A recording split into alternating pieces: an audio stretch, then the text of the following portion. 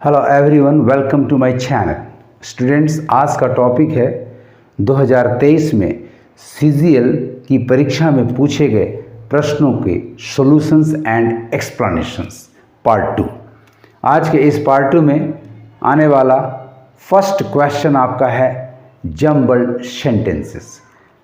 4 sentences A B C D in a jumbled order में दिए गए हैं और आपको करेक्ट ऑर्डर को फाइंड आउट करना है, जिसके लिए you are given 4 options A B C and D. आइए सीखते हैं कैसे इसे हम फाइंड आउट करें। सेंटेंस नंबर ए को पढ़ते हैं आप। तो the principles that emerged from those trials, which trials. यहाँ देखिए ये दोज वर्ड जो है आपको फर्स्ट सेंटेंस होने से रोक दे रहा है इसे। सो दोज का एनाफोरा, इसका रेफरेंस पहले किसी सेंटेंस की ओर जा रहा है। So this cannot be the first sentence. Number B, the growing breadth and complexity of contemporary health challenges. ये growing breadth and complexity of contemporary health challenge की चर्चा अचानक कैसे शुरू हुई, ये भी इसे फर्स्ट सेंटेंस होने से रोक रहा है। आगे भी बढ़ जाते हैं इसको। Health challenges have produced a range of difficult questions, फिर questions की चर्चा आ रही है, that cannot always be adequately addressed by relying exclusively on existing policies guidelines। अब जब existing policies guidelines है, इसका मतलब इसका रेफरेंस पहले किसी सेंटेंस की ओर जा रहा है, और codes of conduct।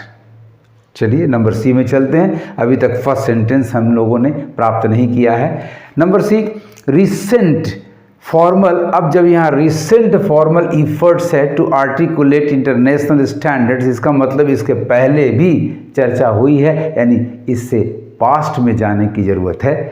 तो अब बचा आपके पास नंबर डी। निश्चित रूप से ये आपका होगा। Ethical questions related to health and its care and public health cover topics as diverse as moral issues around reproduction। यानी डी आपका फर्स्ट सेंटेंस गारंटी के साथ हो गया। अब देखिए आपका ऑप्शंस, जो आंसर ऑप्शंस है उनमें डी से शुरू होने वाला ऑप्शन एक ए है, फिर दूसरा ऑप्शन आपका सी है और तीसरा ऑप्शन आपका डी है। इनमें से, इन तीन में से ए, सी और डी में से कोई एक ऑप्शन हमारा सही होगा। ए से स्टार्ट नहीं कर रहा, अतः बी इजीली एलिमिनेटेड हो गया। अब आप डी को फिर से पढ़ो। Ethical questions related to health and its care and public health cover topics as diverse as moral issues around reproduction. C में आप पढ़ें recent formal efforts to articulate international standards of ethics applicable to health and its care can be traced to Nuremberg trials. देखिए दो trials का भी reference आ गया। Nuremberg trials of 1947। ये सी आपका गारंटीडली सेकंड सेंटेंस हो गया। अब देखिए सेकंड सेंटेंस आपका सी है, तो वो ऑप्शन नंबर ए में मिल रहा है। ऑप्शन नंबर सी में सेकंड सेंटेंस ए है, सो एलिमिनेटेड। ऑप्शन नंबर डी में सेकंड सेंटेंस ए है, हेंस इट इज एलिमिनेटेड। अब आपका निश्चित रूप से निश्चितता आपका ऑप्शन नंबर ए बिल्कुल करेक्ट आंसर हो गया। अब सी के बाद देखिए बारी ए की है। यस, आपका दोज वहाँ डिमॉन्स्ट्रेटिव एडजेक्टिव रेफर कर रहा है नंबर सी को। So number C, number A is the third sentence. The principles that emerged from those trials known as the देखिए न्यूरेमबर्ग कोड की भी चर्चा यहाँ हुई है। Known as the Nuremberg code are broadly applicable to many types of health related research involving human participant including clinical trials. इस तरह से आपका ए थर्ड हो गया और बी आपका नो डॉट फोर्थ सेंटेंस हो गया। The growing breadth and complexity of contemporary health challenges have produced a range of difficult questions that cannot always be adequately addressed by relying exclusively on existing policy guidelines or codes of conduct. So the right answer is, mark as your answer, option number A, D, C, A, B. D first sentence, C second sentence, A third sentence, and finally B is the fourth sentence. It's no doubt very easy to find out the correct order, jumble out the correct ordered passage. तो आइए अगले question पे जाने के पहले इस video को like कर लें, मेरे चैनल को सब्सक्राइब कर लें, साथ साथ बेल आइकन को प्रेस कर लें ताकि आपको लेटेस्ट नोटिफिकेशंस मिलते रहें। आइए question number 2, direct to indirect speech. आपका डायरेक्ट स्टेटमेंट जो है वो दिया हुआ है, Shikha said the heavy rain this week has spoiled all my travel. Students आप ध्यान दो कि रिपोर्टिंग वर्ब शेड का ऑब्जेक्ट नहीं है, यानी OR भी नहीं है। And actual words the heavy rain this week has spoiled all my travel plans, ये असर्टिव सेंटेंस है, यानी शेड रिपोर्टिंग वर्ब में कोई चेंज नहीं होगा एंड कंजंक्शन दैट की जरूरत पड़ेगी। Said will remain said and we will require the conjunction that. Actual words में आपका दिस वीक, ये दिस टाइम डिनोट कर रहा है, तो ये रिपोर्टिंग वर्ब पास्ट होने के कारण इनडायरेक्ट में दैट होगा। And has spoiled present perfect tense का corresponding past tense past perfect tense होगा, यानी यहाँ हमें दैट चाहिए, यहाँ दैट चाहिए और यहाँ हैड चाहिए, आपका इनडायरेक्ट सही होगा। अब देखते हैं 4 ऑप्शंस को एग्जामिन करके कि किस में ये सारे चेंजेस नज़र आते हैं। तो option number A, Shikha said that, ये करेक्ट है। The heavy rain this week, ये गलत हो गया। हैड स्पॉइल्ड, ये करेक्ट है, यानी दिस को दैट में चेंज नहीं किया गया। जब भी दिस टाइम बताए, एडवर्ब ऑफ प्लेस बताए, एडवर्ब ऑफ मैनर बताए और रिपोर्टिंग वर्ब पास्ट हो तो इसमें परिवर्तन होना चाहिए, दैट होना चाहिए। So number A is thus eliminated. B को पढ़ते हैं तो Shikha said that the heavy rain that week, ये करेक्ट हो गया, ये करेक्ट है आपका। कंजंक्शन दैट करेक्ट है आपका। हैज स्पॉइल्ड, सॉरी टेंस में चेंज नहीं किया गया, so option number B is also not the correct one, hence eliminated. Number C, Shikha told me, oh no, said reporting verb का डायरेक्ट स्पीच में OR object नहीं है, तो फिर टोल्ड का प्रयोग और ये मी अपनी ओर से हमने कैसे लाया, ये रॉन्ग हो गया। दैट आपका करेक्ट है, दैट भी ये करेक्ट है और हैड स्पॉइल्ड भी करेक्ट है, लेकिन sorry to say told me सही एग्रीमेंट में नहीं है, so number C is not possible, hence easily eliminated. Number D बचा, ये करेक्ट होना ही है। Shikha said correct, that correct, the heavy rain that week correct, had spoiled correct all her travel plans, hence students the right option is thus number D, इसे mark कर लें आप as your answer। Shikha said the heavy rain this week has spoiled all my travel plans का correct indirect speech, correct reported speech आपका होगा, शिखा said that the heavy rain that week had spoiled all her travel plans. Now let us come to question number 3. Again direct to indirect speech. इस बार आपका direct speech है। Raghav said to Meera, are you upset with me. Actual words is a just no question.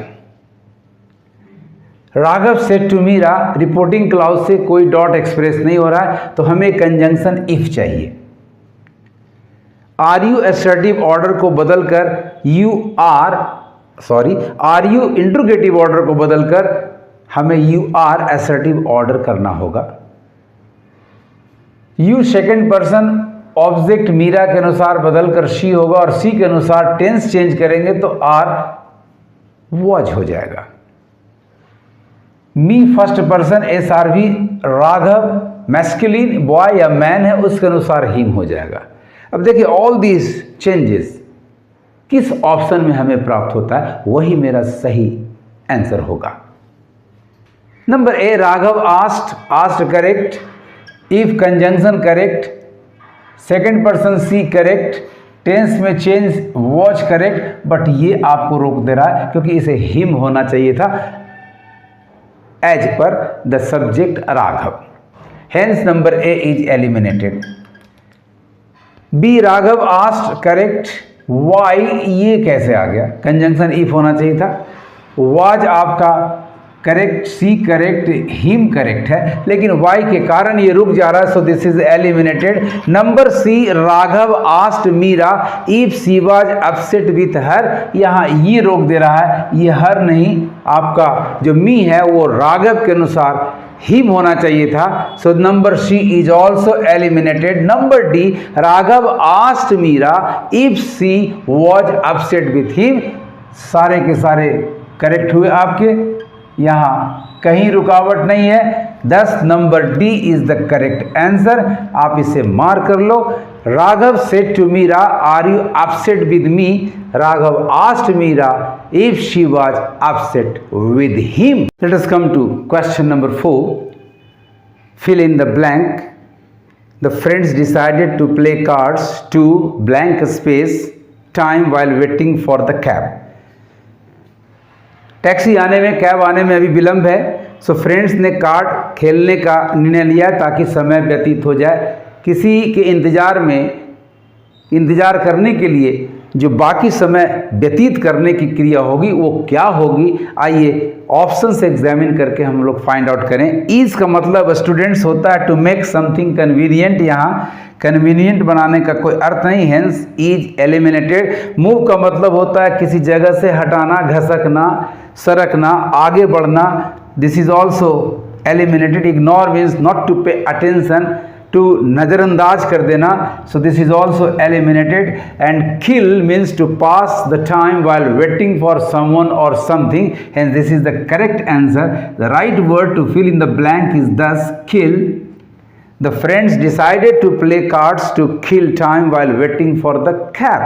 Question number 5, common errors. आपको एक sentence दिया गया जिसे ए, B, सी और D 4 segments में डिवाइड किया गया। यदि एरर है तो आंसर आपका ए, बी और सी में से कोई एक होगा। यदि सेंटेंस करेक्ट है तो राइट आंसर आपका नंबर डी होगा, no error. Let us examine. He lived close to, बिल्कुल बगल में। द ट्रेन स्टेशन, एक प्रॉब्लम तो यहाँ है, ट्रेन स्टेशन आपका नाम जो है वो रेलवे स्टेशन होना चाहिए था, लेकिन चलिए कलोकियली चल सकता है। देखिए यदि अगले पार्ट में एरर ना होगा तो फिर हमारा आंसर नंबर बी हो जाएगा। येट ट्रैवल्ड, यस यहाँ पर एक मिसिंग वर्ड है, याद रखें क्लाउज में से सब्जेक्ट हम नहीं हटा सकते, केवल 2 ही कंजंक्शंस ऐसे हैं, वो है एंड और बट, जिसके बाद हम सेम वर्ड्स रिपीट नहीं करते हैं। और एक कंजंक्शन है व्हाइल, जब दोनों क्लाउजेज का सब्जेक्ट सेम हो पीरियड ऑफ टाइम दिखाते समय, तो व्हाइल के बाद same subject plus auxiliary verb omit कर देते हैं, बाकी कहीं इस तरह का ओमिशन नहीं होता है। यानी राइट आंसर आपका बी नहीं होगा बल्कि सी होगा, क्योंकि यहाँ येट के बाद सब्जेक्ट जो मिसिंग है उसे हमें देना होगा। Yet he travelled by bus. तो the correct sentence will now be he lived close to the train station. हम लोगों ने इसे सेलेक्ट नहीं किया, हालांकि होना चाहिए था रेलवे स्टेशन। चलिए colloquially it will do, no problem, क्योंकि एरर यहाँ है, मेजर एरर यहाँ है, yet he travelled by bus. So students, it's very easy to solve all the questions provided you have a good knowledge of English grammar and word power। आपको मेरा ये video कैसा लगा comment करेंगे और ज़्यादा से ज़्यादा शेयर करेंगे। Thank you for watching my video.